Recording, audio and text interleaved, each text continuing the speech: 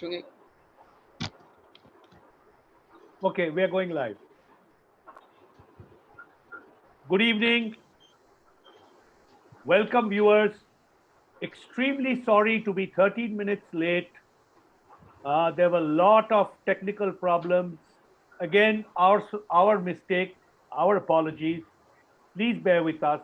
I promise you that this will be an extremely interesting, exhilarating conversation. Thank you for joining.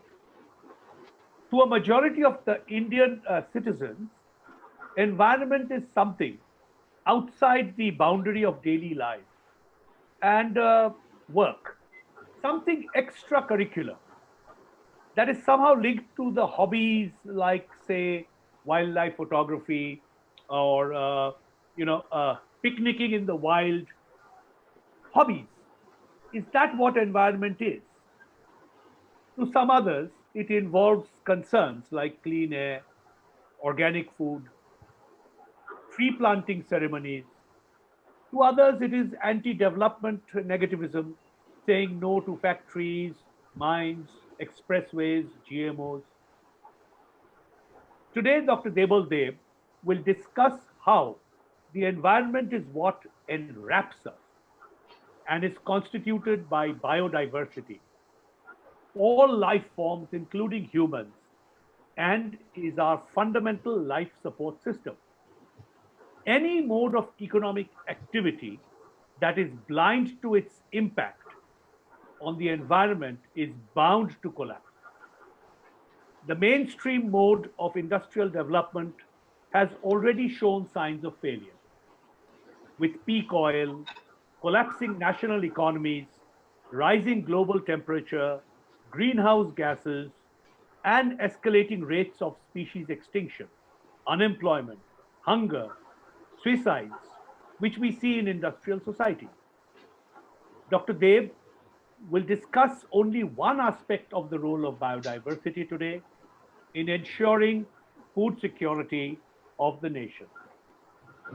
With me today, as I moderate this show, are some excellent panelists, and let me introduce them to you. You can see on your screen Mimansha Singh. Mimansha hails from Howrah City, West Bengal. She's a law graduate from JSS Law School, Mysuru, and has recently completed her LLM in Access to Justice from Tata Institute of Fundamental Sciences in Mumbai. She currently serves as the executive director of Red Cycle, a grassroots movement aimed at spreading menstrual health awareness, and has been key in organizing sessions, projects, and campaigns with regard to this movement. She's a writer, and hold your breath, at the Urban Marxists, an Instagram medium based political blog. She has interned with Apne Aap Women Worldwide Kolkata, Human Rights Law Network Delhi, Calcutta High Court, Supreme Court, and Maharashtra State Commission for Women. But here is her badge of honor. She was one of the 29 young people arrested for saving the Array forest, the Array movement in Mumbai. Also on your screen with a black beard is Kapil Agarwal. Kapil hails from Kanpur, Uttar Pradesh. He is a law graduate from IP University, Delhi. And Kapil has also recently completed his LLM in Access to Justice from TIS Mumbai. He is a member of the National Cabinet of Youth for Swaraj. And he too wears a badge of honor. He was one of the 29 arrested in Save Array movement in Mumbai. The gentleman with the white beard on your screen is none other than Dr. Debal Deb. Dr. Deb is a biologist with doctorate in ecology from Calcutta University. He conducted postdoctoral research in human ecology of estuarine resources using estuarine resource use at the Indian Institute of Science, Bangalore in 1988, and in ecological economics at the University of California at Berkeley as a Ford Foundation Fellow in 2001 and a Fulbright Scholar in 2009. I'm sorry, that will be Fulbright Fellow.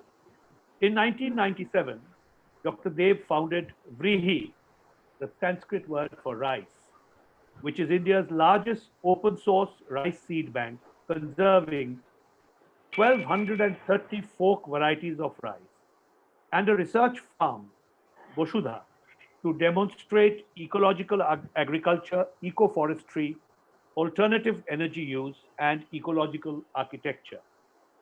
His laboratory is engaged in study of nutraceutical properties of numerous uncultivated food plants and hundreds of rice varieties. In 2014, Dr. Dev established the first ever community laboratory for biotechnology where he does cutting edge research for protecting indigenous species against biopiracy. Dr. Dev's conservation and research work are supported by donations from friends and well wishers.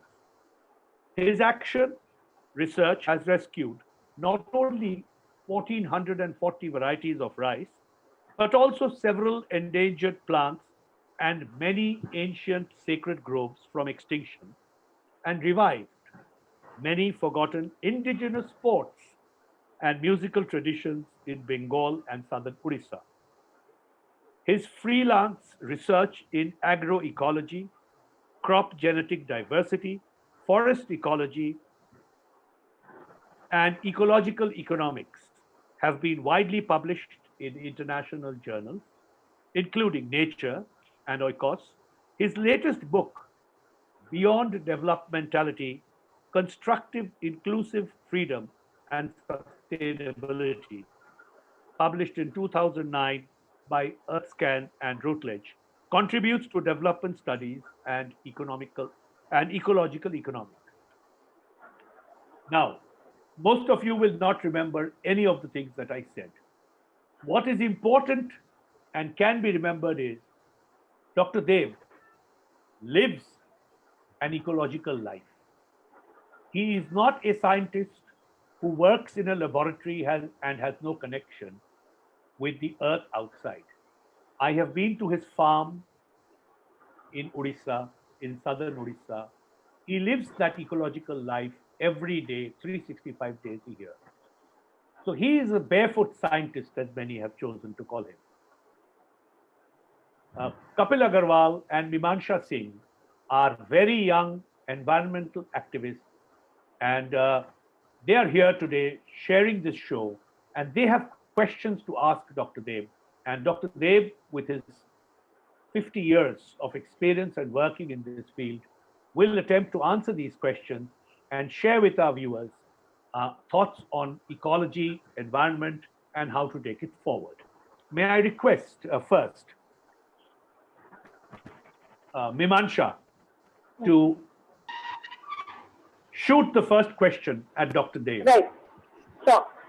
So, sir, the first question that I have for you is as to why is the environment important for our civilization, and what should the common people, the general mass, know in order to care for environmental integrity? To everyone, and thank you for this introduction as this initial question, which is very motivating, and I hope I'll be able to answer to motivate many people in understanding, in attaining a proper understanding of the environment. As Abhik has already discussed about this, the common understanding of, or I would say, incomplete understanding of the environment. That's something it usually people when say we have to save the environment, we have to protect the environment, etc. It implicitly suggests that we, the speaker, the humans, are one entity and the environment is outside them, is another. So this dichotomy of this understanding, dichotomization of the environment as a separate thing out there is the basic misunderstanding of the environment. We are an integral part of the environment where we live. So when we say we have to protect the environment, it should mean that should protect ourselves, our own life itself, because environment is not something outside our home and workplace. The home itself is a part of the environment. The workplace is a part of the environment where we live in. And the environment is not just the air and water and sun and moon and the trees around. It's total of all the components and also the items, the made items, so-called made items, the built and natural environment altogether. So this is what we have to uh, understand, that when we say we need to conserve the environment, the ultimate object is not for the sake of the environment per se, but it's for the sake of our own life support system. Essentially, it's not kind of kindness to nature or a generosity to nature or environment, but it's ultimately a selfish act to preserve ourselves, to sustain our own lives. So we need to protect and save the environment, we are ultimately going to save ourselves. So this is ultimately a selfish interest that every human should understand when they say we need to save the environment. This is the primary understanding of the environment, that it's not something out there, it's not an esoteric thing, it's not theoretical, the other. Apart, aside from us, below us, we are sitting on top of something, and we are actually we are making ourselves an art of this. This is the main thing. So when we know that this global temperature, average temperature is rising, and it's become so hot that just this recent the storm that hit this Bengal, South Bengal, in the Bay of Bengal, and it was continually, fomenting because of this extremely hotter climate, higher temperature, higher average temperature than any other years previously. And the global average temperature is rising, and now it is over the past 1,000 years the highest global temperature that we have reached this year. Similarly, we have already attained the the ceiling, which was the prediction of Doc- IE, doc- 110 of carbon dioxide. This year we have actually hit this, not only the ceiling, but now this is the floor. Now we are above 115 ppm this year from February onwards, and this concentration of 115 ppm is the lowest that we have reached, and we have attained that high level of carbon dioxide 30 years before the prediction. So we are actually moving fast toward the doomsday, so to say, of human civilization.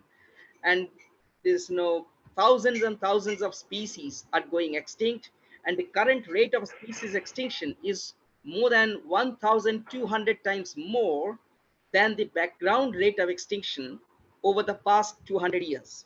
So in all senses, all this kind of pollution, climate, the instabilities, temperature rise, carbon dioxide, methane emission, and then we know the permafrost of Siberia, permafrost of Canada, both of these permafrost, which were being frozen for more than 30,000 years, are now melt down. No sea is melted. So all of this gas is going to lead to the human species. When we take up the environment, we should understand that we are actually going to take care of ourselves, our own survival. So we the survivor, we the purveyor of this environment, we the benefactor of life should be God. And this is the message that I wanted to convey, all the people to understand. Thank you. Thank you, Dr. Dev. Kapil Bhai, if I can now ask you for the second question. 1 minute before you start, Kapil, I am not being able to hear Dr. Dev very clearly. His voice is breaking. Is it my internet Yes. connection or is it his internet connection? No, sir, I think it's Devda's internet connection because in between there are some disturbances. And what about my voice? Yes. Is it audible to It's you? fine. Yes. Yes, Yeah, sir. Audible, sir. I hear your audio is cracking to some extent. Okay, okay. Kapil Bhai, please, Yes. your question. Okay.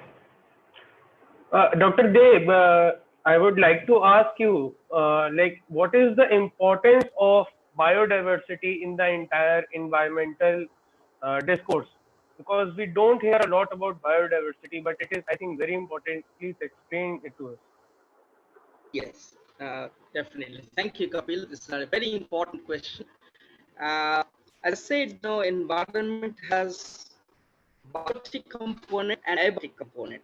That is non-biological, non-living component, which means the soil, water, air, different kinds of gas composition of the air, temperature, rainfall patterns, and all these.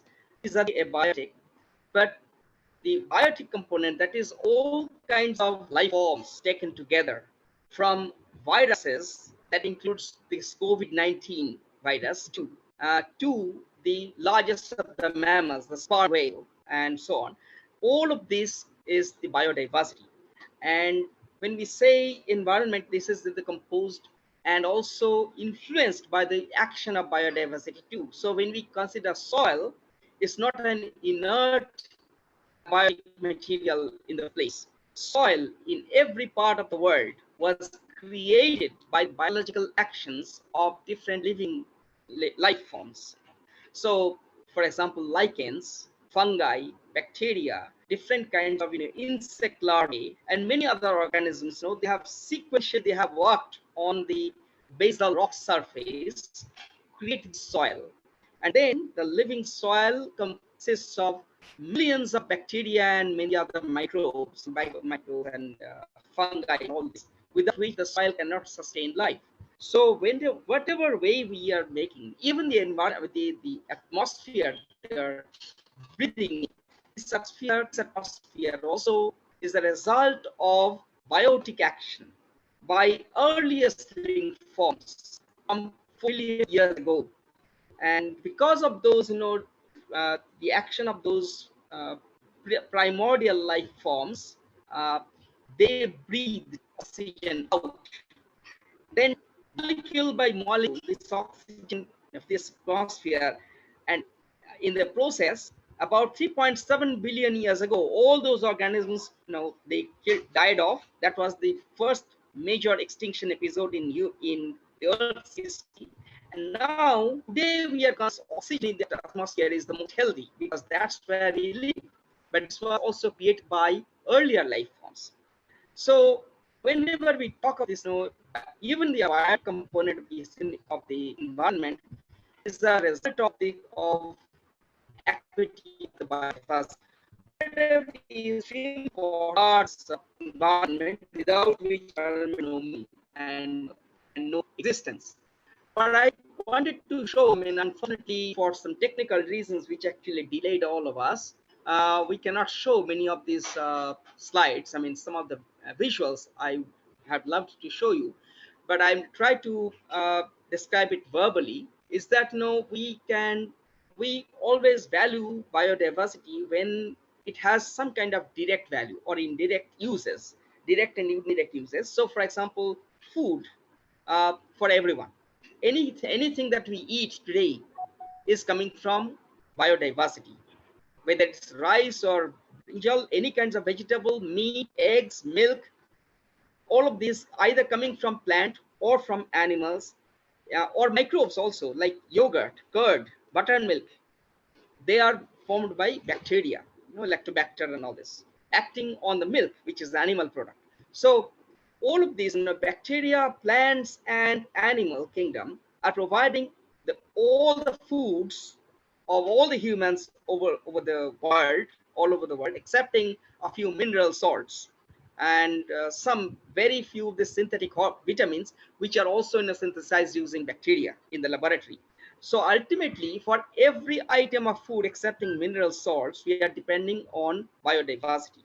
So this is a direct use value. Similarly, for all kinds of carbon dioxide that is absorbed by the trees, I mean plants, oxygen breathed out by them through photosynthesis, and any kinds of activity, any kinds of life's activity for which we depend on biodiversity are called direct use value. And this use value is estimated by a market value, because most of this direct use value is can be sold or bought from the market. It could be food, fodder, fuel, structural items like our furniture that comes from the trees. So, I mean wooden furniture or whatever, and then medicinal. 90% of the medicines of all the world, of all kind of pathies, homeopathy, modern medicine, Ayurvedic, and Unani, and all of these are all coming from, mostly 90% of them are coming from biodiversity. And ornamental, recreational, religious uses, all of these are direct use value, and we can buy or sell most of these products in the market. So economists can give a value because it has a monetary value. The second part of this use value is the indirect use value of biodiversity, which cannot be bought or sold on the market. So like this, the albedo effect of a tree, or the tree giving shade. So in the summer, in a hot summer noon, you are extremely tired and hot, and you stand under the shade of a tree. Now this is an indirect use value. Every human uses the shadow or shade of a tree or a forest. But you cannot buy, you cannot go to the market to buy 1 kilo or 1 liter of shade. Okay. So it has no monetary value, but everyone enjoys it. And because it cannot be bought or sold, the shade, the service of this tree cannot be owned by any individual, because it's indirect use value. We know it's used, but it's used by everyone, and it's direct. So it could be carbon sequestration, like photosynthetic activity, and the carbon is sequestered so that the emission, is reduced. pH binding, pH buffering of the soil, oxygen balance, water recharging in the groundwater. The rainwater percolates down to the water table, so through water seepage, and that is facilitated by biodiversity, like a forest, for example, and bacterial action in the soil. Nutrient cycling, it's always an activity of microbial and biodiversity thing, and so on and so forth. So these, they have no direct market value, but economists have devised different kinds of ways of indirect estimation of approximation of the monetary value of, say, oxygen production or shadow and all of these. But there's the third component of biodiversity value, which is called non-use value. We don't use them either directly or indirectly, but we only consider that their existence is enough. The existence of a tree itself enough. We know that you and I, and all the people, and probably most of the audience, the members of the audience, have never visited the Brazilian rainforest. Okay. But we all know that Brazilian rainforest is important, and majority of us would even contribute some kind of maybe 10 rupees to 200 rupees to save the Brazilian rainforest. Why? We're not calculating how many molecules of oxygen we are breathing that is coming from Brazil. Okay? We're not expecting to eat any fruit from the Brazilian rainforest, but all of us want that Brazilian rainforest destruction should be stopped immediately, because that's the lungs of the earth.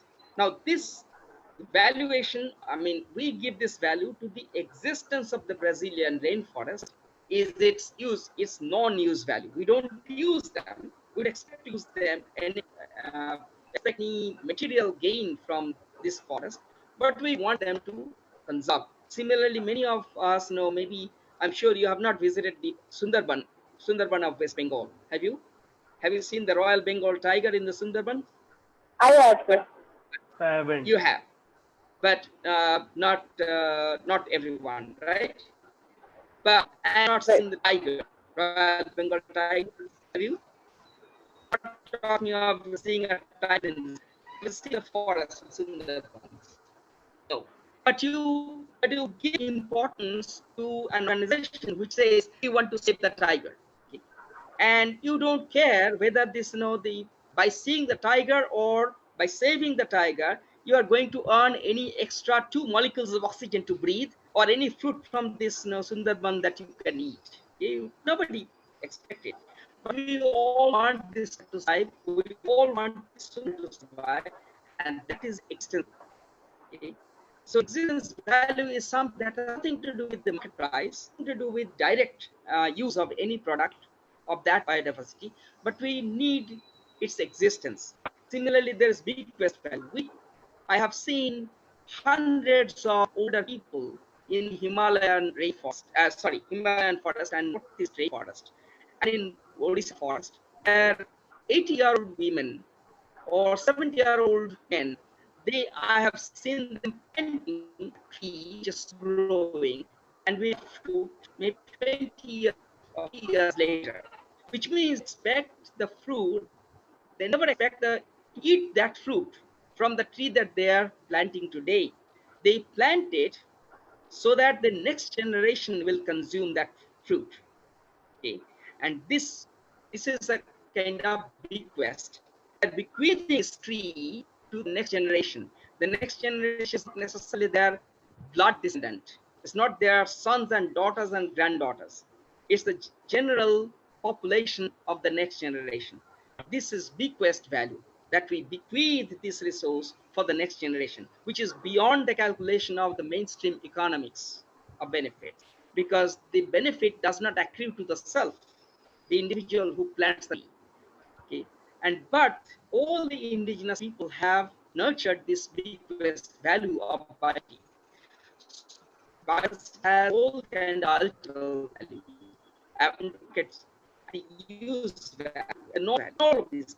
So now that's the is a very nutshell. It's a very small nutshell. The biodiversity has every part of our economy and our life and culture. Biodiversity has a role. We can't imagine any kind of society, any kind of individual life which does not depend on biodiversity for this or that. That's the main thing. And most of us are not aware of the biodiversity component which actually gives us subsistence. How many people understand that the curd or yogurt or the buttermilk they are drinking is a product by microbes, bacteria? So, but without that bacteria, most of these, in the wines, people know that wine is fermented by using bacteria, different kinds of bacteria. But the yogurt, I'm not saying nobody's, but many people don't know. So, but bacteria, this biodiversity and biodiversity is by default is being used regardless of the knowledge of the consumer. This is the value of biodiversity, without which our culture will not survive. Right. Thank you, Dr. Dev. Thank you for two things. One, the very lucid explanation, which somehow, of course, not everyone could hear because of your weak internet. And thank you for now doing something. I don't know what you've done, but your voice was very audible in the last 40, 50 seconds. Is that right, Mimansha and Kapil? Yes, sir. So, Dr. Dev, for the sake of this show, long live internet, at least for the next 1 hour, so that we can all hear you clearly. Mimansha, Yes, Mimansha, sir. may I ask you for the third question, please? Yes, sir.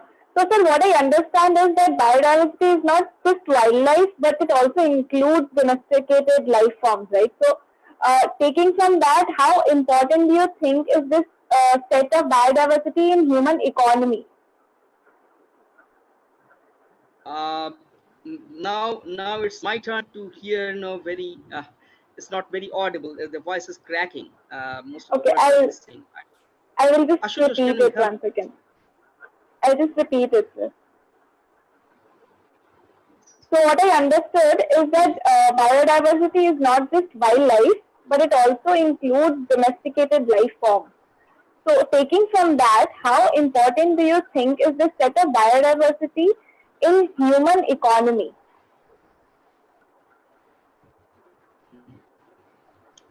Uh, I already described this, the role of biodiversity in human economy, but I was primarily, referring to this, the bacteria and other wildlife. I Hmm. mean, people understood wildlife is the only biodiversity, but a part of biodiversity, and it's a small part, but it's a very significant part of the total biodiversity, was created by humans. That is created by domestication. Okay? And I consciously use on creation because before this domestication of those species, they did not exist on Earth. Okay? So, for example, the species dog, Canis familiaris, this species did not exist on Earth 17,000 years ago until they were domesticated by humans through breeding experiments from the population of the Eurasian wolf. So Eurasian wolf was the given that evolved by natural selection. It was in nature, but 17,000 years ago, the early humans started domesticating pups of this wolf, and then 17 years ago was the first creation of a species that we now call dog, Canis familiaris. Now there is no wild dog species in the world at all, okay? Because it was always domesticated. Similarly, you won't find any wild cow. You won't find any wild, ducks or uh, wild donkey, wild chicken, any kind of thing. I mean, not of the same species. We all have wild ancestors of those species. We have wild ancestors of the cows, wild ancestor of dog, which is extinct, of course. Przewalski's horse that was domesticated in Mongolia. We still have this wild ancestor of donkey, wild donkey population in Gujarat, run of Kutch, but that's the same species as the kids domesticated. This is a new species altogether. Similarly, for all the food that we eat today, rice or wheat, corn, potato, banana, papaya, uh, cabbage, cauliflower, you name it, everything that we eat all over the world that cultivated in agricultural fields were domesticated, and this domestication of crops and animals, excepting dog, it was 7,000 years ago, but all the crops that we are eating today, that they start their existence about 12,000 ago, the first agricultural revolution. Uh, and this agricultural revolution is now, that was the beginning of this the agriculture. So if we domesticated, created, I mean, means human have created more than 200 species of plants, which did not exist for this agricultural revolution, and we have created 40 new animals, 40 domesticated animals. That includes mammals and birds, and they did not exist till 10 to 12,000 years ago. Uh, So this is the creation of humans and the domesticate part of their diversity, which is extremely important. And the entire economy, uh, you know, Hmm. subsists on the supply of this cultivation of crops and domesticated animals, animal husbandry, the entire gamut of agriculture on which we all live and live on. But it's not domestication species, but also human ingenuity had expanded the genetic diversity of each new species. For example, for dog to be, dog is one species, but there's 23,000 breeds all over the world, Hmm. 23,000 varieties or breeds of dog, one single species. For crops, for example, we had in India 152 varieties, pure varieties of mango, which we seed to seed. It's not the grafting, it's not a hybrid. But pure line means you sow the seed and it will breed to exactly the same variety of that mango. So 152 varieties of mango existed until 1970. Today we have lost most of them, and now not more than 28 varieties are surviving in India. Rice is a paradise case. Until 1970, India was the home to 110,000 varieties. I repeat, 110,000 varieties of Indian rice. And majority of them, 90% of them, are now lost because of modernization and industrialization of agriculture, which has emphasized on monoculture or just a few modern varieties of rice, which are supplied by the government or corporate sector. Because of that, we have lost thousands and thousands of varieties of rice beginning in 1965 till date. So in just a period of 40 years, you have lost 90% of that rice. So people, I mean, humans took more than 1,000 years to create this enormous diversity of domesticated and animal species. But it took only 30 to 40 years of modern development in agriculture to destroy them, to erode this enormous diversity in favor of monoculture, industrial growth of agriculture. So that's the sad side and tragic side of the erosion of biodiversity.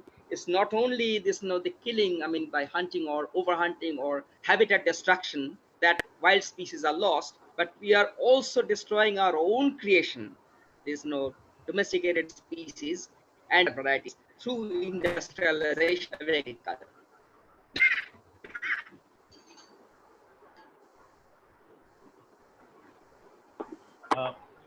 Kapil, the next question. Dr. Dev, sir, I would like to ask you that human civilization has fostered agrobiodiversity yeah, for the sake of economy, agrobiodiversity for the sake of economy. But what we are seeing right now is that the modern civilization is going against it. It's destroying it. Sorry, I can't hear the last part of your statement of agrobiodiversity. Kapil, you are not. The last part. Kapil, you are not audible. Hello. Yeah. Kapil, just repeat the question once. Yes, yes. Are you? I am audible now. There is a lot of crackle. There's a lot of crackle, lot of static. Yes, yes. Okay. Okay.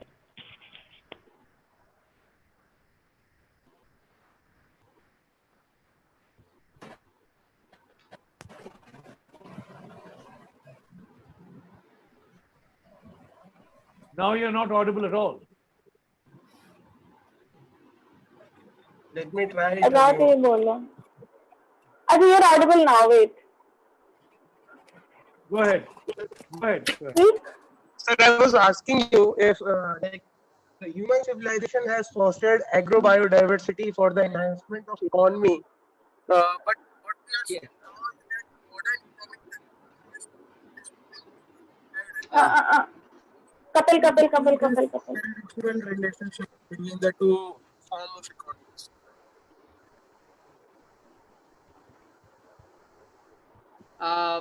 Kapil, I think it's better you write the question on the chat, and then that may be easier. Yeah. Maybe Avik can read out his writing on the chat. Yeah.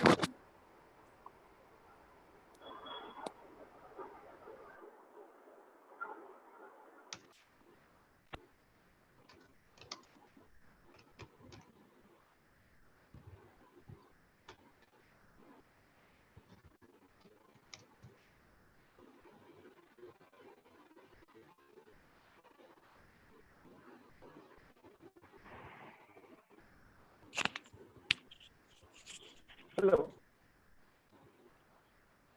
हाँ Kapil. Am I audible now? Yes, you're better. You're better. Yes, go ahead. Much better. Go ahead. Yes. Sir, I was asking you that human civilization has fostered agrobiodiversity for the sake of economy in the last few decades, in the earlier on. But now what we are seeing is that in the modern economy, we are destroying this agrobiodiversity for the sake of economy. So how do you see this paradoxical relationship between the two form of economies and what they are doing to the agro biodiversity? Yes. Okay. Yeah. Thank you. Yeah, you got this the right thread of what I wanted to convey. You're right that initially, at least at the time of the first agricultural revolution, when people started domesticating crops and animals, it was 12,000 years, 2,000 years ago. That process continued, and they added some new life forms to the list of biodiversity existing on the earth. They create any of these new species, whether it's dog or rice or donkey, and they never existed. And they also expanded the genetic diversity. There's different varieties, different breeds of animals and plants to grow, and that was to enhance their own economy of survival. So earlier they were all depending on certain, uncertain availability of the food earlier. So in order to cope with that uncertainty, they adopted these agricultural things, growing these animals, rearing growing crops, and so on. So at one point in time, the idea was to enhance the economy, economy of this species, and they adopted agriculture. But as we industrialized our economy, the whole economy went in a different direction. There, the survival of humanity as a species was not priority. The priority became accumulation of wealth in fewer and fewer hands at expense of the equilibrium of the whole system.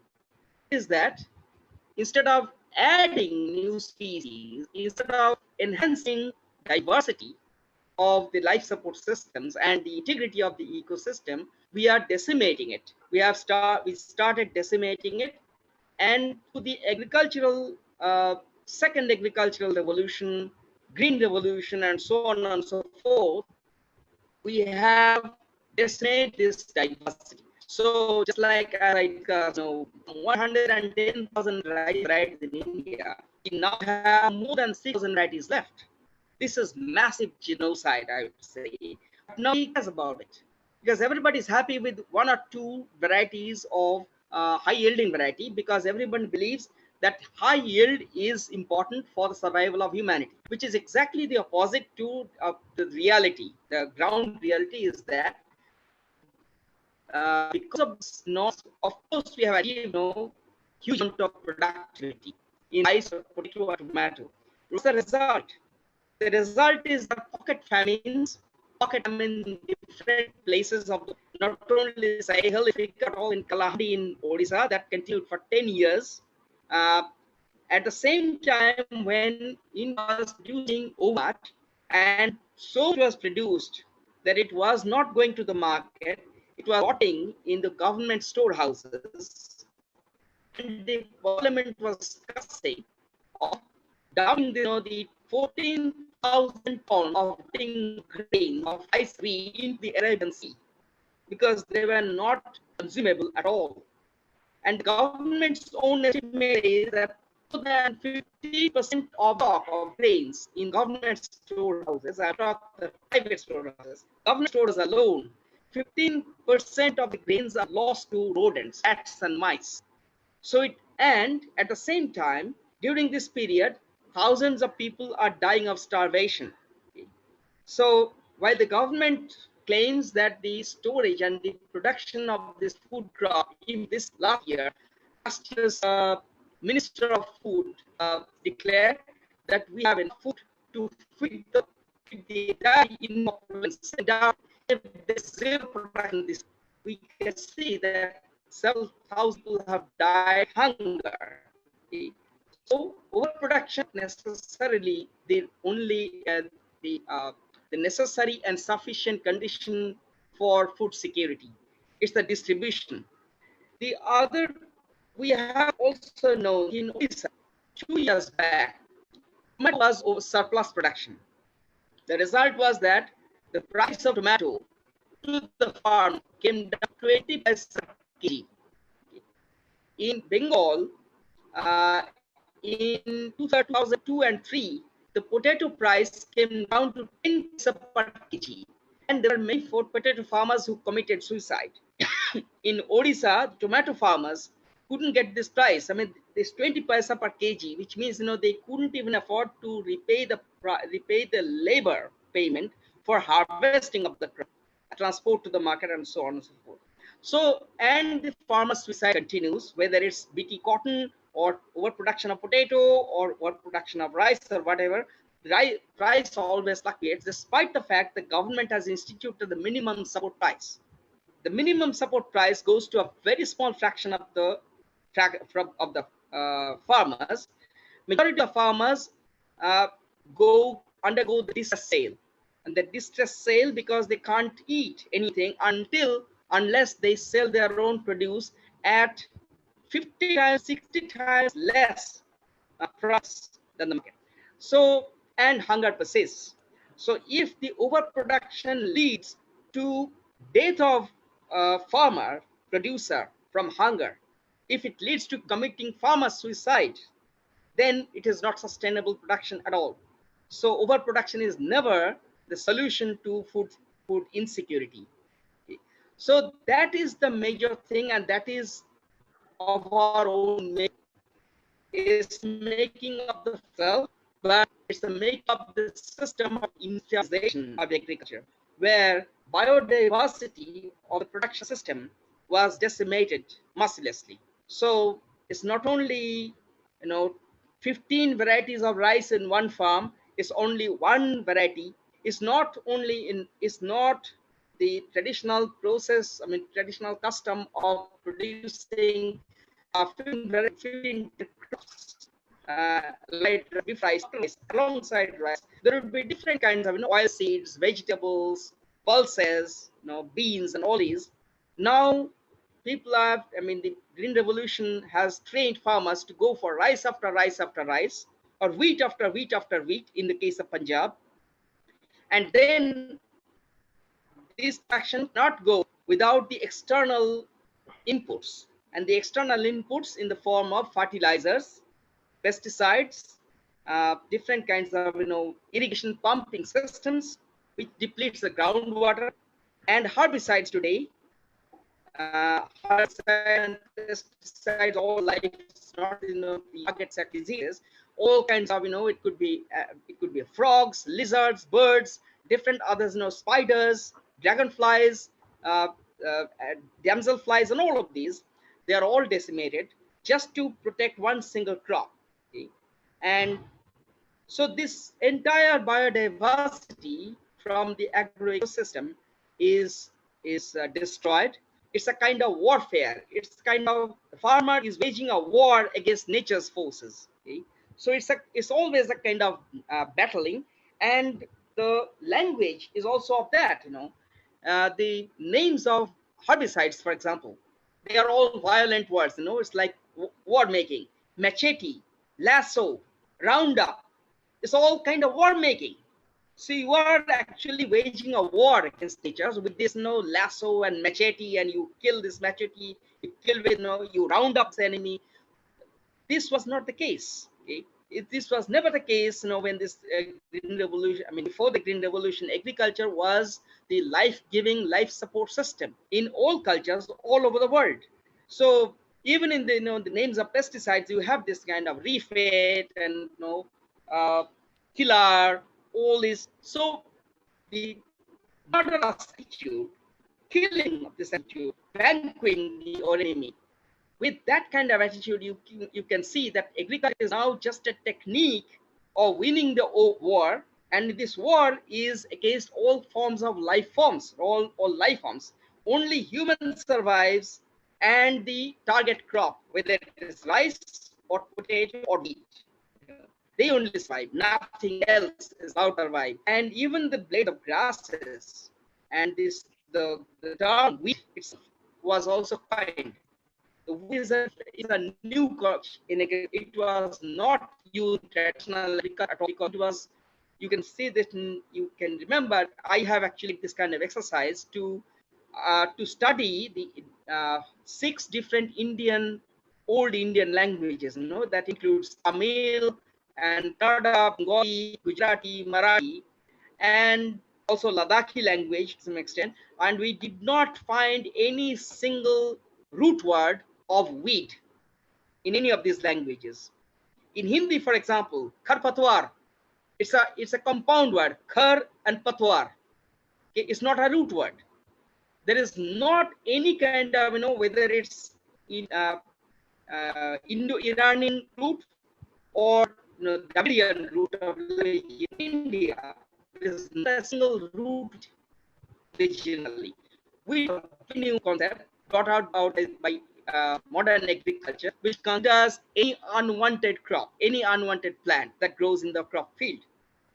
But in nature, in science, there's not a single crop group in plant or seed. It can be anything, if you are growing rice and if you find that some kind of shag, some kind of edible shag is growing in your rice field, you consider this is a weed. But if you are growing that shag, that vegetable, and if you find rice or wheat coming to it, then rice or wheat becomes a weed. So how can a weedicide, how can a herbicide recognize which plant is useful and which is not useful to that particular farmer? So it's a completely artificial thing, and getting all this kind of herbicide. Now this system, farmers are not only by manual eradication of weed, now it's a complete eradication by using herbicide that eliminates not only the plants but also the ground-dwelling species.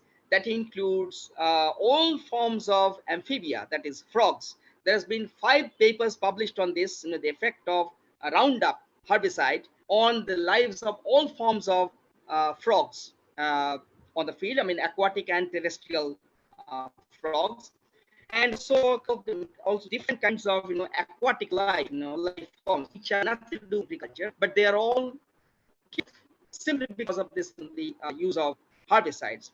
So this is an all-out warfare against nature. It's not just one pest or one disease agent, but everyone around, excepting human and a crop. And because it's this unsustainability, people, I mean, the farmer has to pay more and more. Every year they have to pay more of this culture because it's never eradicates the diseases. I mean, if you consider this over the past 60 years, Indian farmers have used more than 2 million gallons of pesticides all over India. By this, I mean, one could expect that no kind of pest insect would be visible on Indian land at all. On the contrary, every farmer reports that every year the pest break is more severe and more number of pests are coming up. So we are actually losing the war. So far in history of human chemistry, humans have never won the war against insects, because insects always win because of their lability of their genotypes, and they evolve strain after strain. Even the malarial parasite, despite all advances in modern medicine, all kinds of we have devised quinoid drugs, proquine, mexoquine, paraquine, all kind of things, but we have not yet been able to eradicate malaria because the malarial parasite continues to evolve strains to which our drugs have to adapt as a post hoc adaptation. So we can never win this situation, but our ancient farmers had already attained that. We can discuss, but the idea is that we have to understand the value of this the traditional wisdom of using nature. Unless we do that, we are actually undoing what humans had done in the past over 10,000 years of creating and maintaining biodiversity for agricultural production. Thank you, Dr. Dev. I hope nobody from the government is watching this show, because then they will get this idea of one nation, one paddy or something like that. So, Yes. that is a very dangerous and quite a scary thought. Dr. Dev, I have one last question for you. We always... just one remark on this particular comment. It's one nature, one nation, one party, one leader, one language, one religion, etc. and it's No, just I a said one flowing of paddy. it. I said one paddy, one paddy. Yes, Let's yes, keep ourselves yes. restricted But in to. line with the same thing, which I call the monoculture of the mind, after Vandana Shivasan. It's monoculture of the mind. It began with monoculture of crops in the agriculture. Then it became monoculture of the forestry with one single species of exotic eucalyptus. And now it's monoculture of the mind in politics and education and language and everything. So, just now that you've spurred me, monoculture is now making its appearance through policy also. In the midst of this COVID crisis, the government has decided that each district of the country should specialize in one crop. So now, the farmer of Bhatinda district will be growing crop X and nothing else.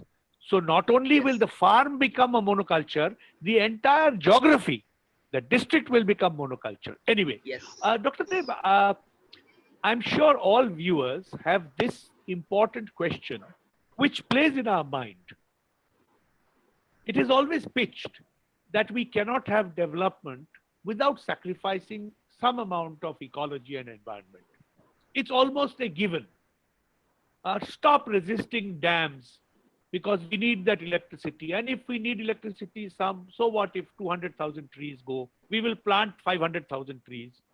This constant battle that ecological understanding and environment have to fight with development models disturbs all of us, even those of us who understand that it is necessary to have ecology before anything else. Now, is there actually an alternative model of the economy where we don't have to sacrifice ecology and environment to this march and onslaught of development? Let us not say we don't need development. We need development. We need environment more than we need development. Is there a way by which both these needs can be married? Uh, yeah, it's a short question, but it demands a long answer. But I'm not going to give a very long answer. I mean, I have given this answer in a 900-page book already, which I cannot repeat here in this short while. Uh, but I'll just give some kind of discussion on bullet points. What are the things that we can think? Uh, I wish I could show you this one particular visual, which I am unable to show it now. This is a picture field with no fencing, no walls. There's just one single gate in the vast expanse of the field, just one wooden gate which is open.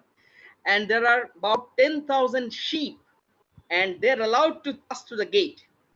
And all these 10,000 sheep are pushing each other, thronging to pass through that single gate to go out of that inn. Although there is no enclosure, there's no boundary, no wall, because everyone, the sheep, it's nature, their nature to follow the leader. So the first few individuals who passed through the gate was the only way that all the sheep considers that's the only way they have to take. So all 10,000 sheep are following that same gate, although they could easily go to the other side from any other route, because there was no fence, no wall. So our situation is just like that.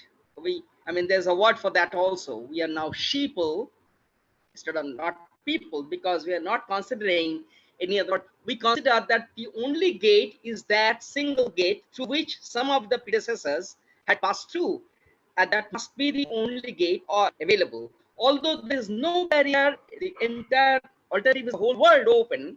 We don't consider them as alternative because the predecessors didn't go there. So we have to pass through that same gate, and this is what I call Tina syndrome. There is no alternative. The preoccupation and the belief in this Tina, there is no alternative, is the biggest danger of halting any such alternative. Okay. So this is the biggest problem, how we devise an alternative, how search for alternative. Before that, I think the first thing is that we have to believe there is alternative, and I, from my own personal experience, over the past 25 years with 15 different societies in the world. In India, in USA, and Thailand, with indigenous people. I know there are living flesh life examples and instances of alternatives. We don't have to imagine, we don't have to consider any alternative which is utopian because they don't exist. It's all only imaginary. No, the funnier thing is that when we say zero chemical agriculture, oh, it's an alternative agriculture. It's zero chemical. Stop to consider that zero chemical agriculture is the history of agriculture of 10,000 years, and chemical based agriculture history is only 40 years. So now we consider this 40 years history as the mainstream, and 10,000 years of history is the alternative. So we consider that no, if you have the hand fan in your summer, this is an alternative. But if you have AC, that is the mainstream. We consider that humans' existence for 2 million years was without AC. Okay, AC machine came only about in our country. It was not more than 50-year old. But we consider that is the mainstream, and anything beyond AC is alternative. This, standing this instead of on the feet, we are standing every concept on its head and then considering that is the mainstream. So this is the attitude with which we have to tackle first. We have to gain our own confidence that the alternative was already there. Alternative is there in flesh and blood. We don't have to think. We don't have to rack our brains to think an alternative which is utopian. And the alternative examples that I am now going to give, just a few examples as bullet points, is I begin with some, not just agriculture, pre-agricultural societies, both historically and contemporary. Even today, there are many pre-agrarian societies, which means they don't cultivate their own food. They don't grow their own food by agriculture. They are pure hunter-gatherers. And these pure hunter-gatherers are not necessarily in Africa, not necessarily on the Andaman Islands or Fiji Island, but they are also existing in the USA. For example, the Menominee people, they have been still now they're pure hunter-gatherers living there, and they're working there this kind of existence for the past 13,000 years in their history. And they are one of the most sustainable society that I have seen on earth. So these alternatives are already there. People don't know because the media don't consider them worthy. The TRP might fall. People may not be interested, but people will be interested. The main problem is that these alternatives are not conducive to generating profit for industry. Everyone says that I'll build a house where in the summer it will be very cool without expenditure of energy. Nobody is going to give any money to air coolers or air conditioners or even electric fan. So that is bad economy, because that will reduce GDP. GDP will not increase. And if GDP does not increase, we don't consider its development. Now today, this is again, as I said, standing an idea on its head. This is the crux of this our economy, modern economy. We always consider all this kind of bizarre perverted meaning as the true meaning of any development. The word itself, when it was first used in the 19th century, it actually meant progress and well-being of humans. And well-being actually included satisfaction of oneself. So satisfaction and health was the primary requirement of development. That was the primary basis of the word development when it was first used by Milne, in the French scholar Milne in 19th century. Today, development only means equates with GDP growth. If there is not 10% GDP growth, it is not good development. If it's 12% GDP, it's more development. If it's 4% GDP growth, it's less development. And if growth is declining, you are not developing at all. You are retrograding. This kind of complete reversal of meaning and standing the concept on its own head, just like the concept of alternative is the root cause of all these problems. So when we say we need to develop. We mean we need to keep growth. The rate of growth will be higher and higher. That's not meaning of development. So people in the pre-agrarian societies, both contemporary and in history, before agriculture too, people were hunter-gatherers, and they did not exhaustively hunt any single animal.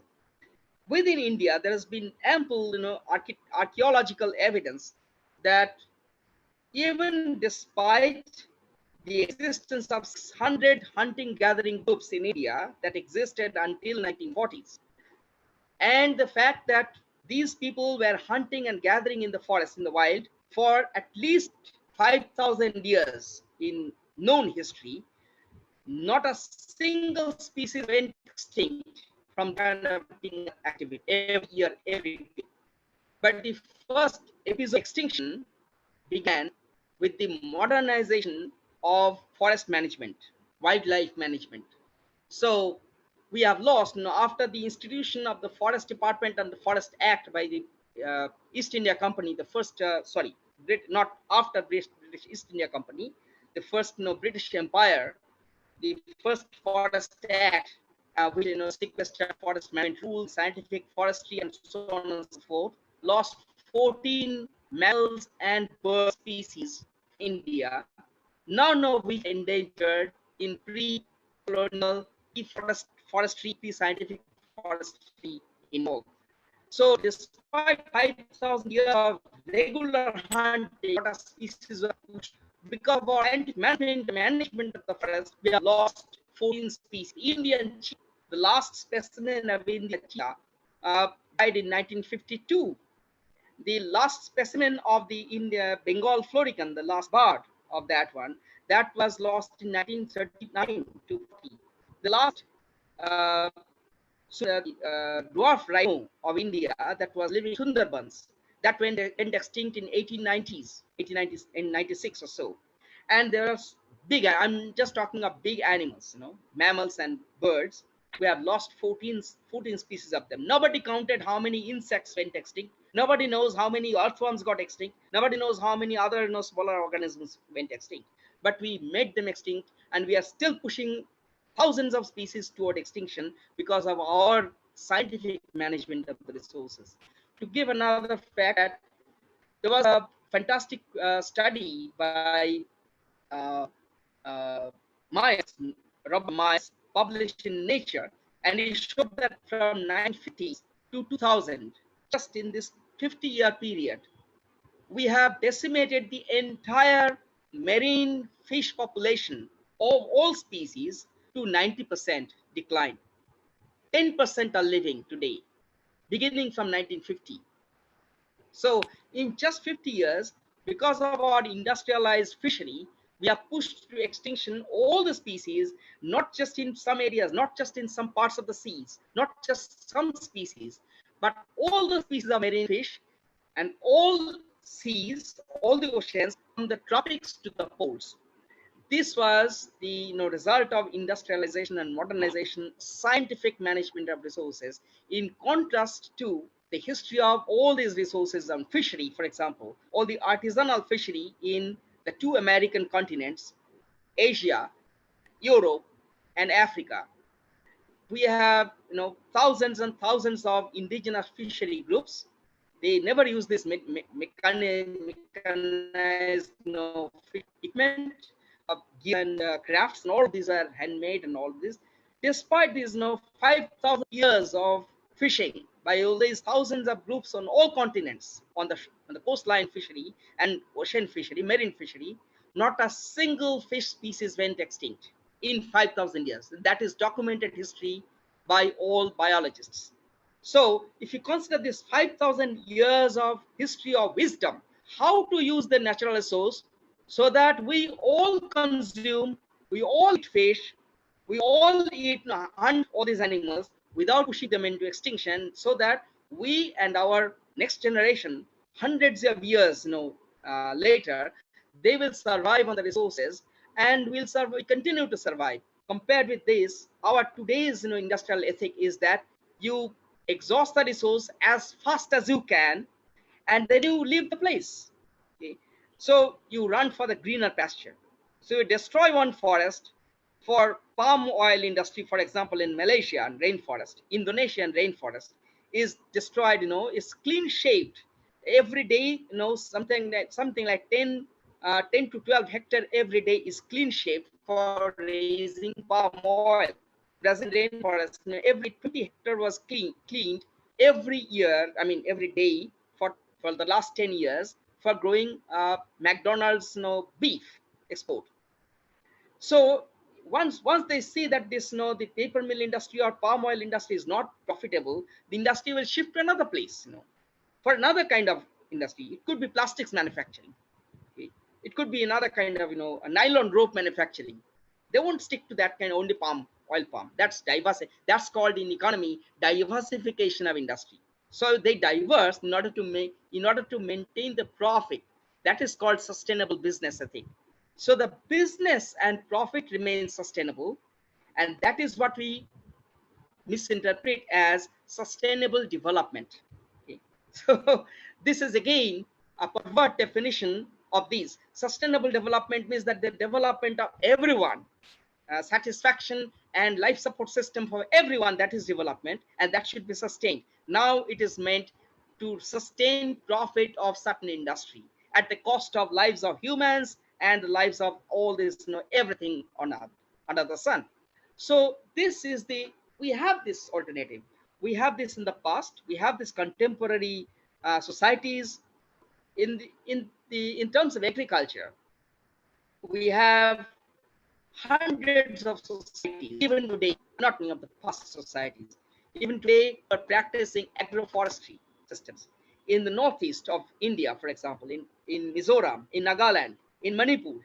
There are many societies who are still continuing it with no monoculture at all. It's not in their dream. Monoculture is not in their dream. They don't use any kind of external input to the farm, let alone herbicides or pesticides. They don't use any kind of external input. The only external input in nature is simply the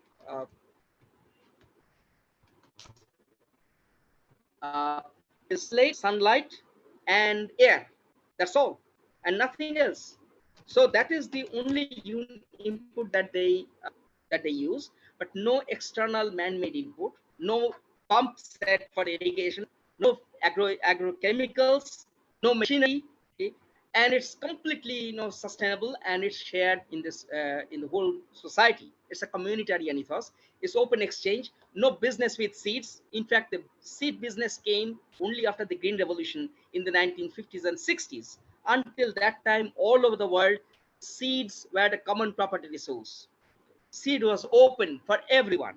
This is the reason why Indians, we are eating potato and chili without thinking that both potato and chili, without which we cannot think. Indian food cannot imagine any food without potato and chili virtually. But now we have forgotten that both potato and chili came from South America to the European traders in 16th century. Until that time, there was no potato in India. Until that time, there was no chili in India. Till that time, there was no cabbage and cauliflower, which came from East Europe, Serbia and Herzegovina. That was the place of origin. Wheat came from Mesopotamia, which is today's Iraq, and where a big civilization, modern civilization, bombed to make them civilized. So these are the countries which supplied with all the seeds, no intellectual property. There was no business at all. That nobody claimed that it's our seed, you have to pay for this seed. No, seed business only came today. So this is one more important thing, that in order to get back to the sustainable thing, we already have these models in history and in contemporary history, society too.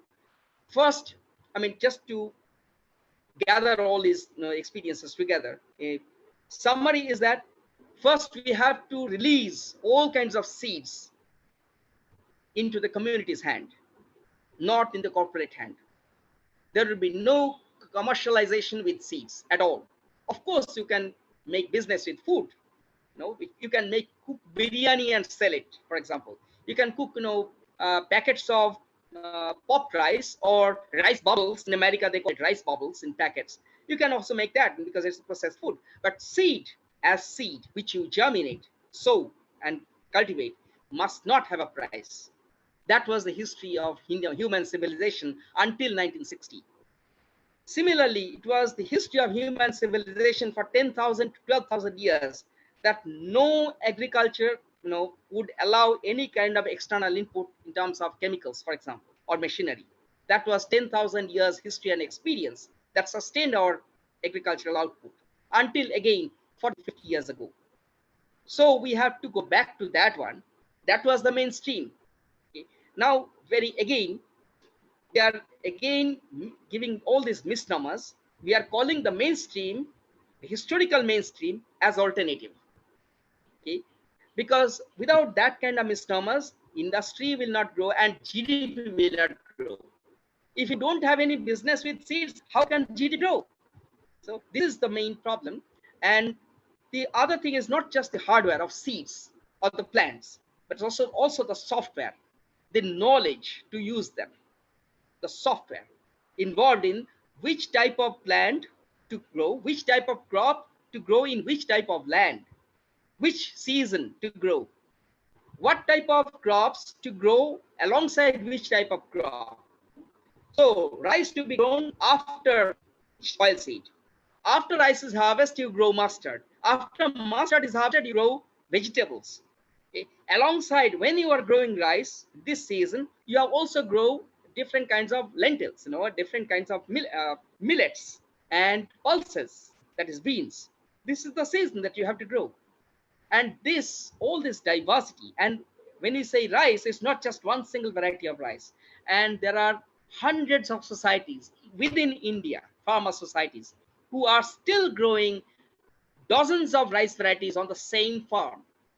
And the result is that they never ever experience any kind of devastating outbreak of pest or diseases, for which they don't need any kind of external agency to spray pesticide or herbicide. They don't need any external authority to advise them. They don't need to take loans from bank or even microcredit from NGOs. Okay. That means zero external input. And that is the historical legacy of our system of sustainability in agricultural production. But again, production per se is not enough. As we already discussed about this, the hunger. Hunger is not because of the lack of production, as Dr. Sen himself has shown very for which he will. It's the distribution system. So on the one hand, we have enormous production of food grains.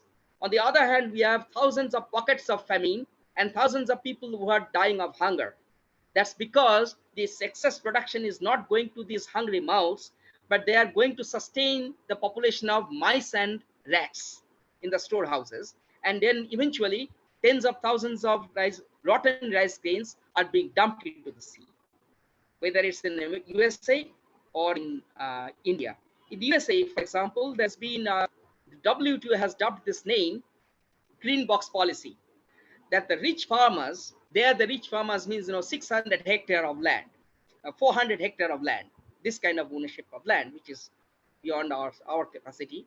But those farmers in America are given subsidy, given money by the government not to produce in these lands, because if they produce all these farmlands, the price of the food will go down. In order to keep the price of the food high enough on the market, the farmers are given subsidy to not produce the food. If they had really produced it, it would be too much of production, then the price would fall. This green box policy was there. But even if you assume that they were producing this much enough, they would rather dump that excess production into the sea than to send this excess production to Sahel or to this, the Namibia or the wherever this, the hunger is occurring for decades in Africa or Somalia or Palestine or wherever. Well, Palestine is too political. Maybe it's not politically correct to mention Palestine in this forum, but this is global reality that we allow this enormous production on the one hand and allow millions to die of hunger, and that is we call development. And whenever whatever discussion that goes against it, we call it alternative. Well, we have much better terms today. We have much better terms, urban Naxal and many others.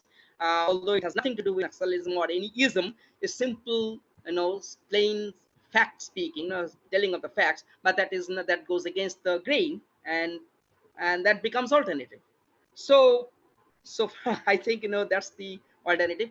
What I can say, this was, if someone considers this are all again utopian and theoretical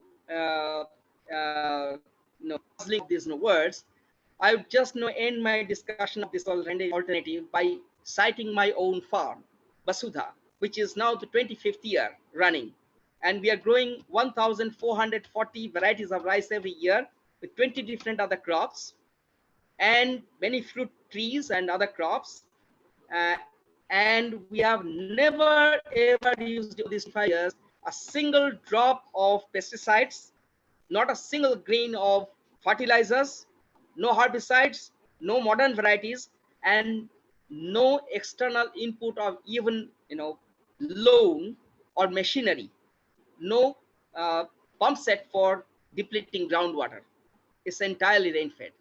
And over these 25 years, despite all of these 0, 0, 0, 0 of external inputs, we have never experienced any pest outbreak, any disease outbreak, any weed clogging, and we have never seen in any of these 1,400 varieties of yield deficit. So if that is a kind of an empirical evidence, which is also published in peer-reviewed international science journals too, if we need to give more credibility to it. So that is an empirical evidence that I stand by, apart from all that I discussed about the existing flesh and blood alternatives today. Thank you. Thank you, Dr. Deb. We have to now bring this discussion to an end. But before I do so, Nimansha, I have a question for you. So young, so spirited, what keeps you going?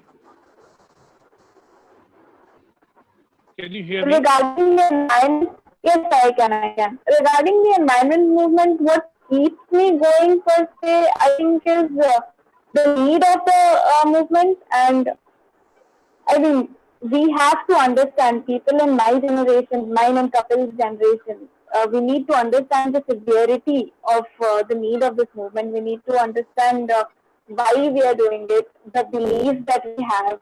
So it's the belief is what keeps me going.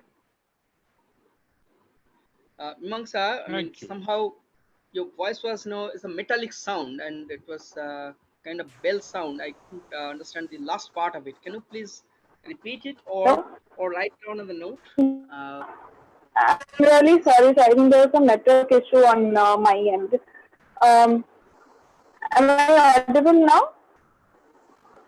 You are audible, but this sound is metallic. Yes. Let it be. Let me say what Mimansha said. Yes, if my voice is better. Yes, that's clear. Mimansha said that we, the young people, understand the need for this environmental movement, and this is something that we do with the spirit of our soul. Mimansha, more or less something like that? Yes, it is a belief that keeps, for me, it is a belief in the movement that keeps me going. Yeah, it's the belief in the movement that keeps you going. Kapil, what about you? What's your engine oil? Mute. Kapil, are you on mute? Yes, Kapil, you're on mute. Yes. Kapil, what's your engine oil? What keeps you going?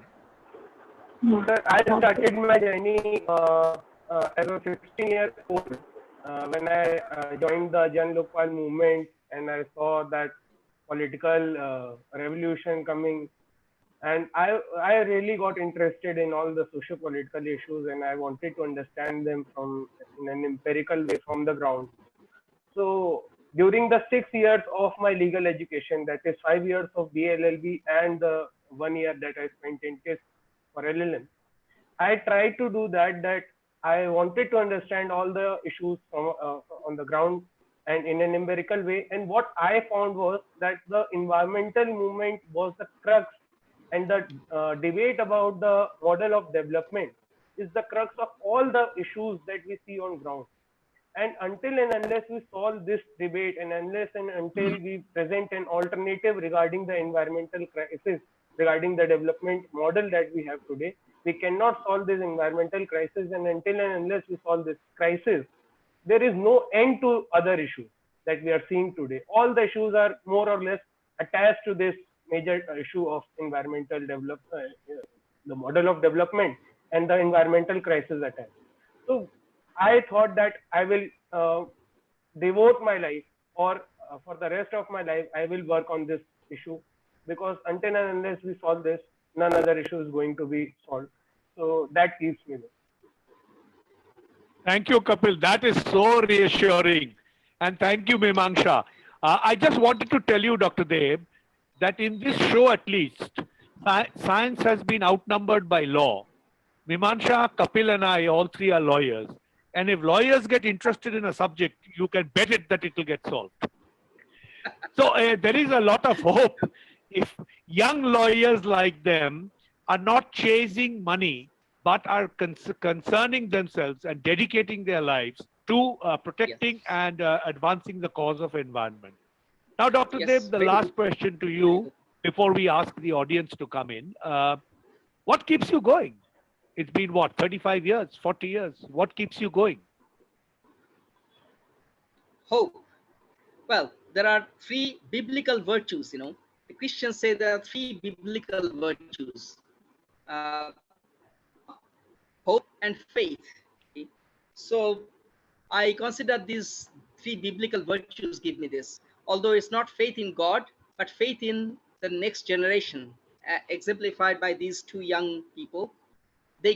I have faith in these people that they will change this world much better than I was able to do it. This is my faith. I just began, and I hope this is the hope, the first one, that the world will change. Okay? And love, yes, of course. I love this world. That's why I'm doing it. That's why all this hope retains. I love this, the biodiversity, love life, including my life. As I discussed, biodiversity includes me, and the environment includes myself too.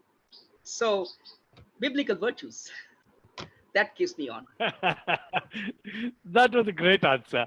Ashutosh Bhai, do we have any questions from the audience which you can put on the box or send me on WhatsApp, or, is there anyone who wants to ask a question to Dr. Deb or any of our other panelists? You can message me on the chat box. If there are no questions, then we will terminate the show at this point. Otherwise, we'll take the question and ask Dr. Deb to answer it.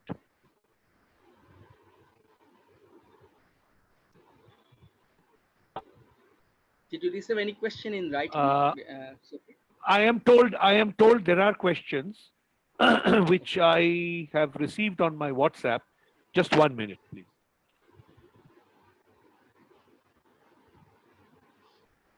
Well, we did have very bad internet today, no doubt about that. And I mean, three of us are in Bengal, Mimangsha, Dr. Deb and I.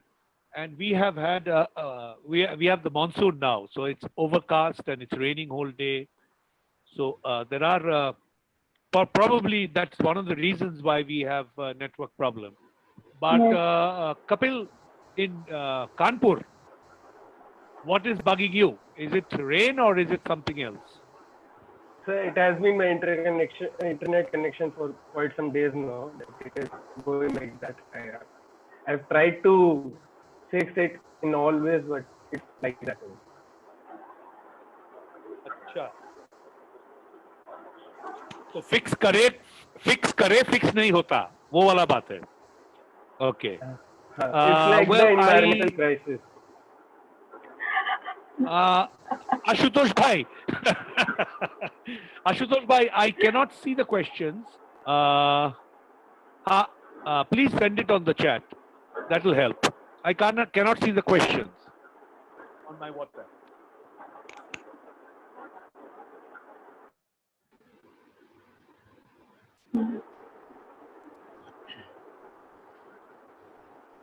We have a question from Ritu Rao.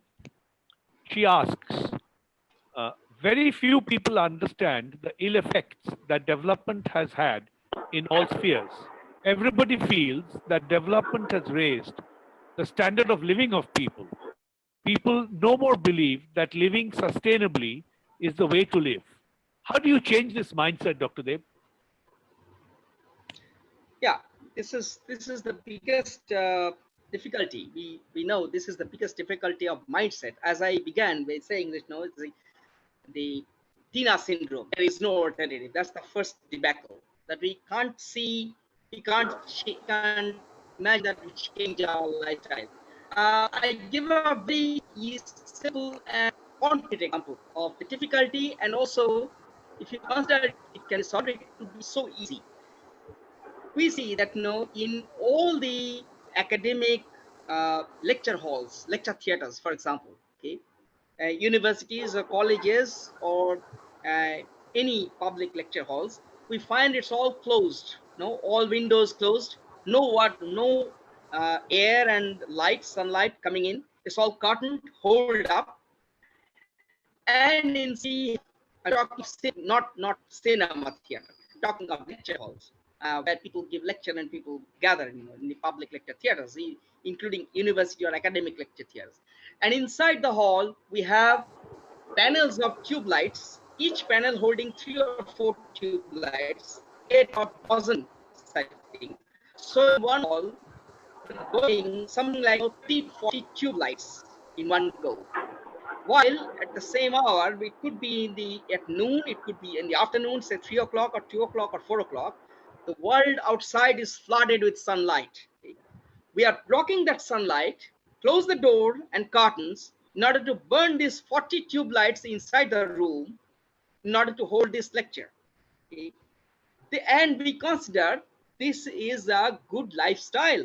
Without this kind of standard of academic theater, you cannot have a prestigious academy, for example.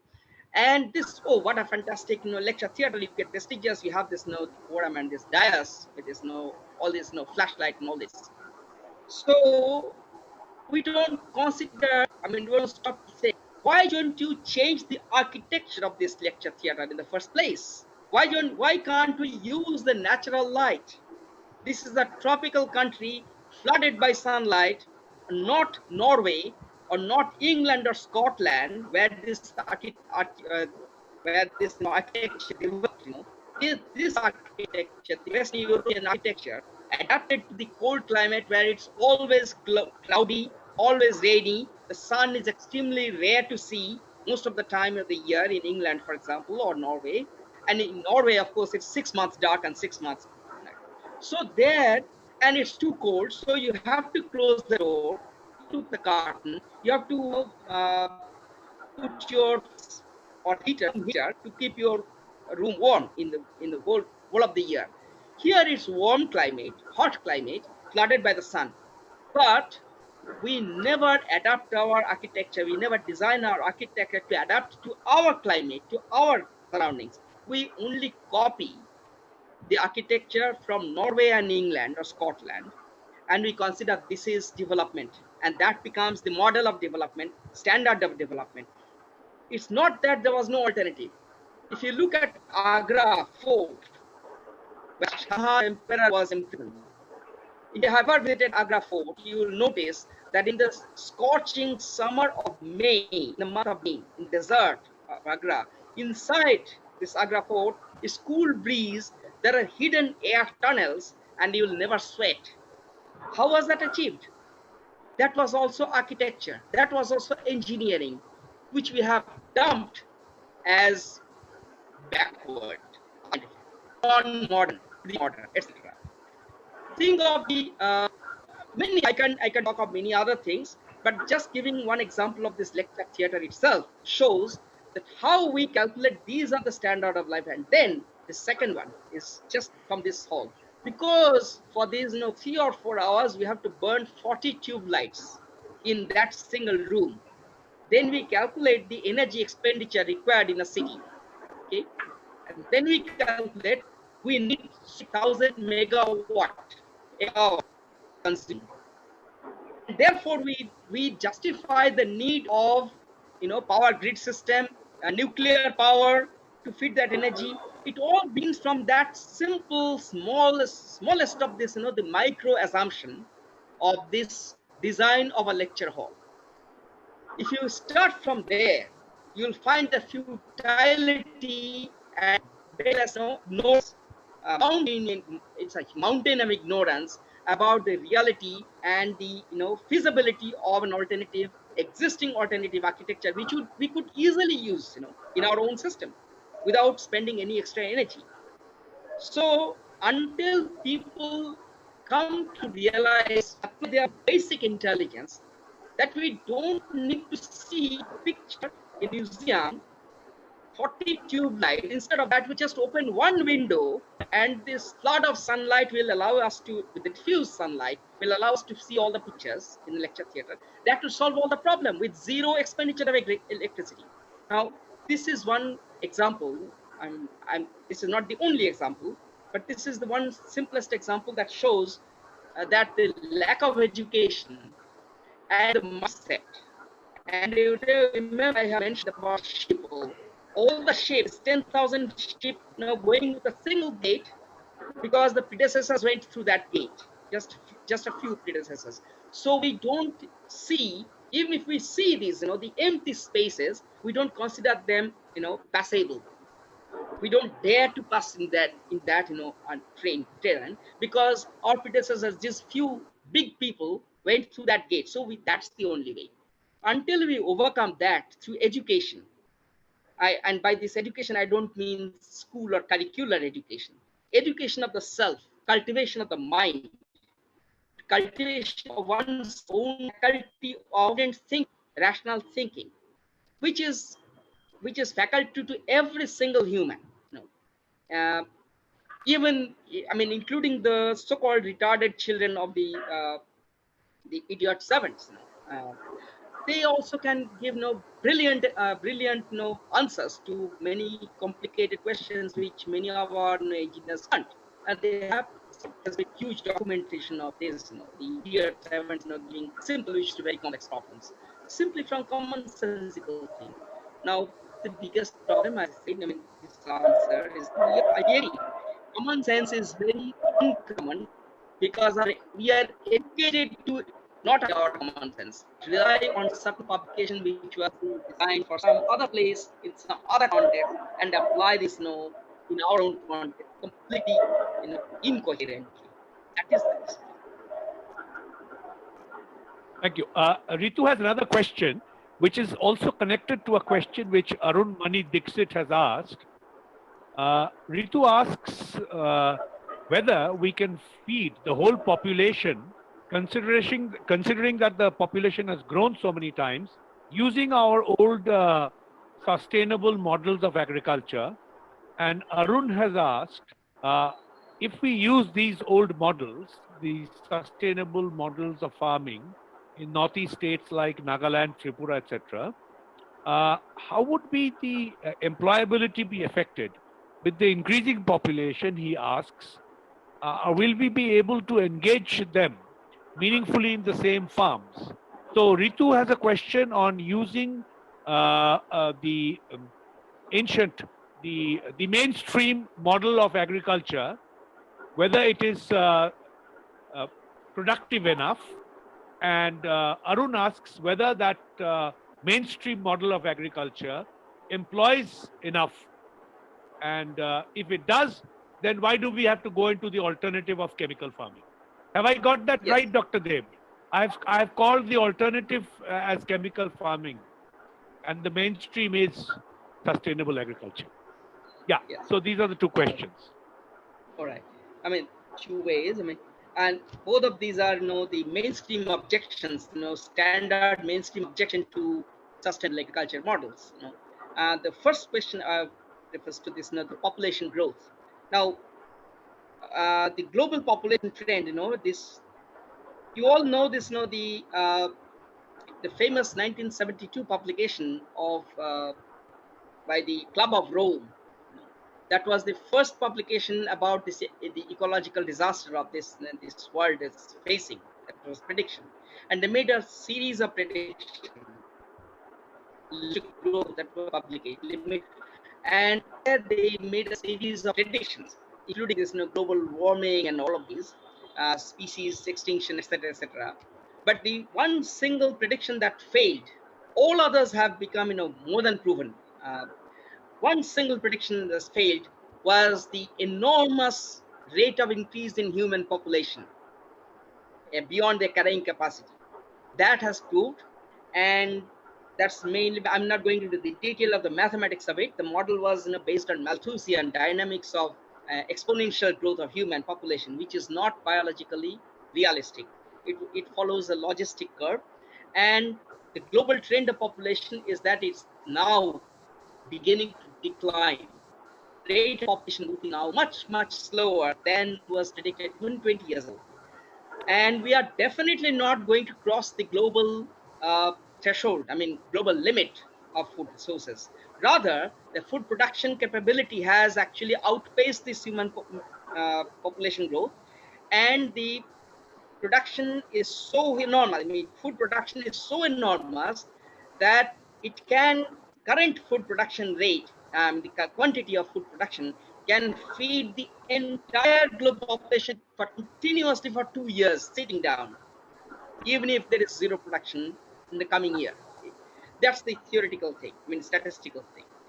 But if we go to this, the localized systems, not countrywide, continent-wise, these are all statistical standardization, which actually is bound to lead astray. If you go to the sustainable societies, historically, for example, for 13,000 years, one single island or a cluster of island on the Andaman and Nicobar Islands, okay? On the Andaman Islands, the Jarawa Island, one single island. Jarawa people had been living there for 14,000 years. The Nicobaris are living there for more than 20,000 years on one single island.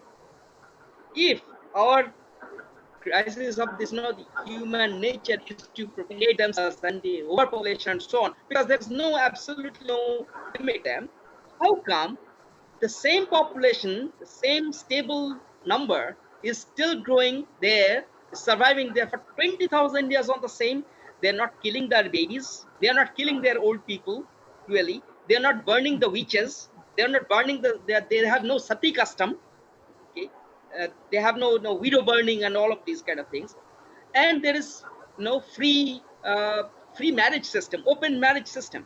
Despite that, the population growth is so minimal, it has not exceeded that limit in over 10,000 years living on the same single island. And it's not just this, one exception or two exceptions there. In all indigenous societies, I'm currently working with the Dongri Akond in Niyamgiri Hills. Exactly the same. The British period census of this Dongri Akond people was, can you imagine, was only 10,000 heads less than the current size of the population. So in the period of 150 years, just 10,000 people have been added, and that is only counting the extra population where they have migrated, relocated in other villages. But within the same system, exactly the same level. So this inherent problem, the finding a problem in inherent biology of people, that they will outpopulate themselves. They are so ignorant that they will only beget children and children and children. This is a modern episode, and this modern episode is the result of adaptation to food uncertainty of the modern people. So in a city, if we just go by this, we call it euphemistically footpath or pavement dwelling people. Okay, we don't call homeless people. We only call footpath dwelling people. So footpath is their abode, and these people need more hands to feed. And in order to get more hands to help them, begging or earning, they beget more children. It's not for their biological joy of begetting children. It's their a dire necessity to cope with the uncertainty of feeding. And this is the major reason why all these, the poorer population, the extreme poor people are becoming more children to earn more. The moment they become more food secure, they have income security, they have old age security, they have health security, they have lesser, because of medical facility, they have lower, child mortality, they stop procreating. And this has been the same thing all over the world, country after country, society after society. You just take England, for example. English population growth rate in the 16th century was, can you believe, 22% per annum, 11 times higher than current Indian growth rate. 22% per annum. And because of this enormous population explosion, this English population had to find colonies. So they had colonized Canada, America, South Africa, Australia, New Zealand, you name it. And they settled colony after colony, and they settled. Now, just imagine today, all these countries, Australia, New Zealand, Canada, USA, South Africa, they all drive these white people back home. And imagine all these white people go back to their respective countries of origin. What would be the population of this Europe today? They can't sustain. So it's the European population, which was also, because of their food insecurity, they exploded in population and they had to migrate to others. That's why they had to devise their superior military power, navigation skill, otherwise they would survive. And they exploded this one, and this is how they procreated. When they first settled in America, the rule was that a man goes on horseback, and for how many, whatever square miles they can cover, boundary will be given free for this man, this land. And then in the initial years, initial 100 years of this American history, the European settlers bred like lemmings. Every household was containing 12 children, 14 children, if you just go by this American history. So it's not this, the African people and the South Asian people who are breeding that much. They are actually now breeding, 20 times or to 10 times less than the European settlers that used to be. So it's not just the current population biology that is to blame. It's the other way around. It's because of this modern system of food production and food uncertainty that's built into this industrialism that people are forced to procreate extra hands in order to survive. Wherever there is no such problem, the population is stable. So that's the first one. And the second, yeah, that's the answer. And of course, it can feed this. All this, what if these 12,000 years of food production, sustainable food production, can feed all these billions of people over the world on all continents, and so much they ate that they procreated another few billions over the years, then why not now? With more and more scientific knowledge. I'm saying scientific knowledge, not technology. And scientific knowledge includes agroecology, biodiversity knowledge, and all of this, not technology of gear changing or remote control technology. Not with that. The third question is, the second question that you said, whether this modern, uh, alternative form of agriculture is capable of employing some of these people. Yes, of course. The problem is that we have changed the definition of employment.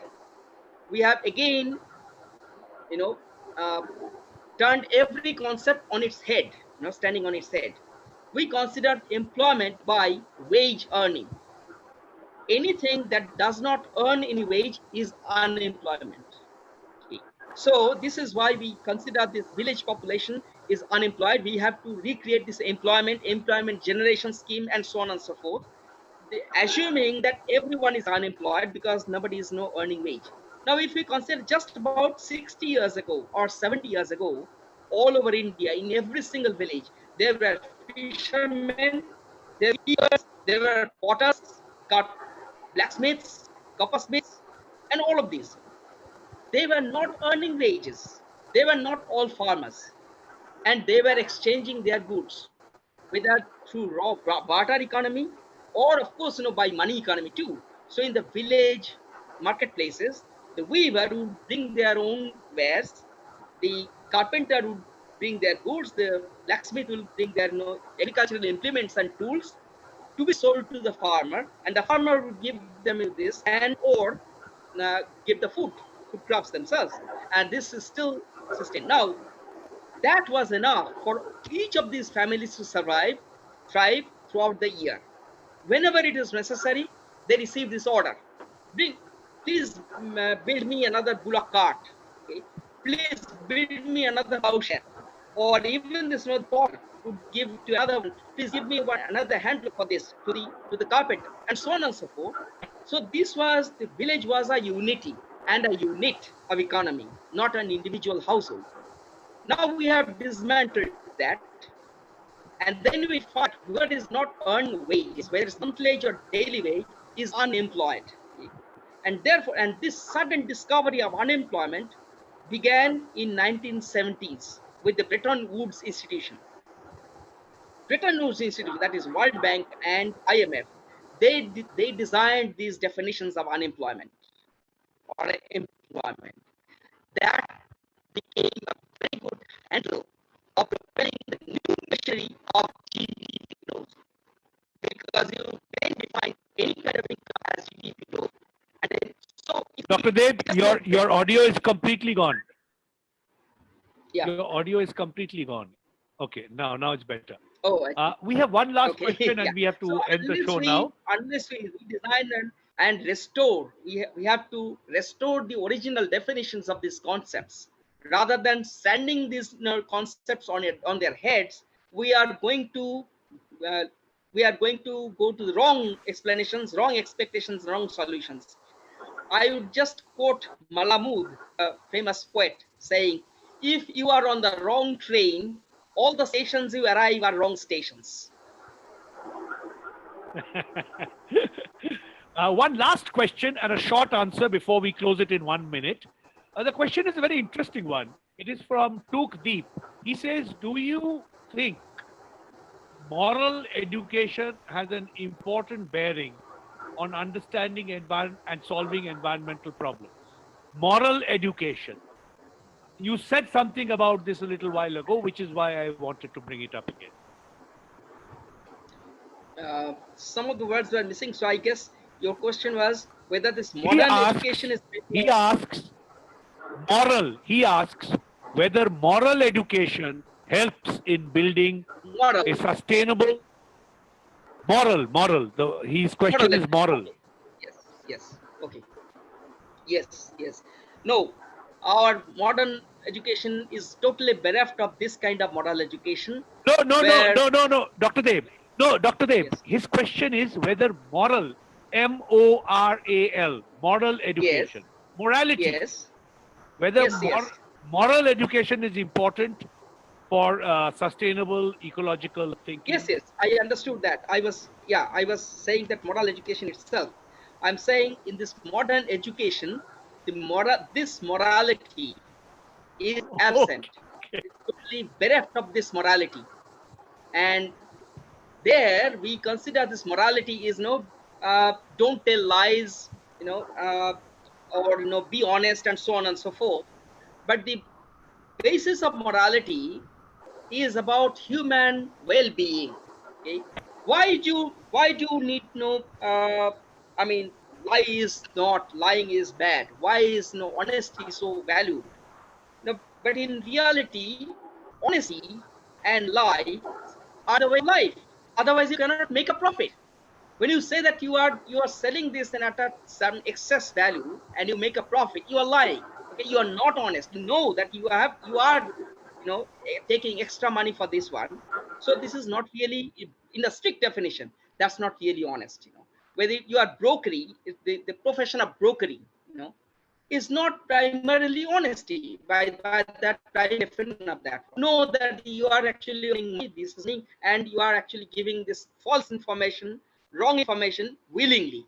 So the definition, if you go by this, the definition of lie is that giving a statement deliberately giving a false premise or a false information deliberately is a lie, which in modern days everyone is doing, including the teachers, okay? Parents. Some people, the children ask something and the parent, okay, you grow up and they give some other kind of fairy tale answer. This is another kind of immoral answer if you go by that. But I would consider much more important in this morality education, in this education, should be what is good for me. What is good life? Good life is not a color TV. Good life is not a 30,000 rupees of cell phone where you have this 15 different apps to your life. Good life is not an AC car. Good life is not this type of style where you get this depend everything on your plastic card and exploiting other people. Good life is zero external input and you get all satisfaction. The satisfaction is not just from 17 degrees Celsius temperature of your AC or 2-story of history freezer, but good life satisfaction where you are eating healthy food, you have very good relationship with the people around, includes in your family but in your community, and you have nothing to hide and to share. You have everything to share in this community. That kind of morality, that kind of value to this life, which is based on communitarian ethos and satisfaction, is totally absent. And because it's absent, we are always taught to grow more, to earn more, to make employment, and better employment means better wages, and bigger wage is better because you can get more material goods. So if you have one, is not enough. Your internet is gone. Your internet is gone. I see. Your internet. Oh. Okay. We have one last question. We are actually very much over time, but I need a 30-second answer from you. It is, do you think aquaponic vertical farms will help in reduce our dependence on industrial farms? Whether aquaponic will help reduce dependence on industrial farming?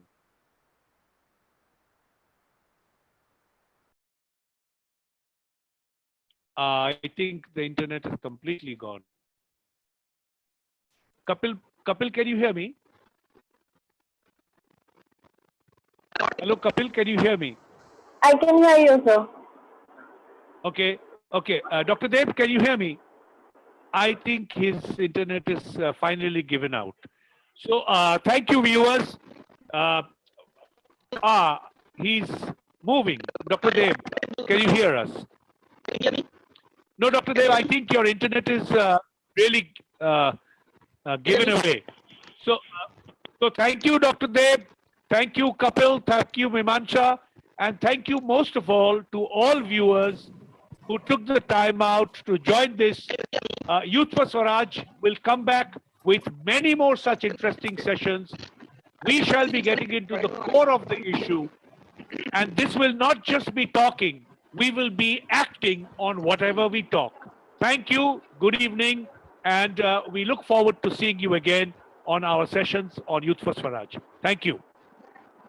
Thank you, sir. Hear me? I can't hear.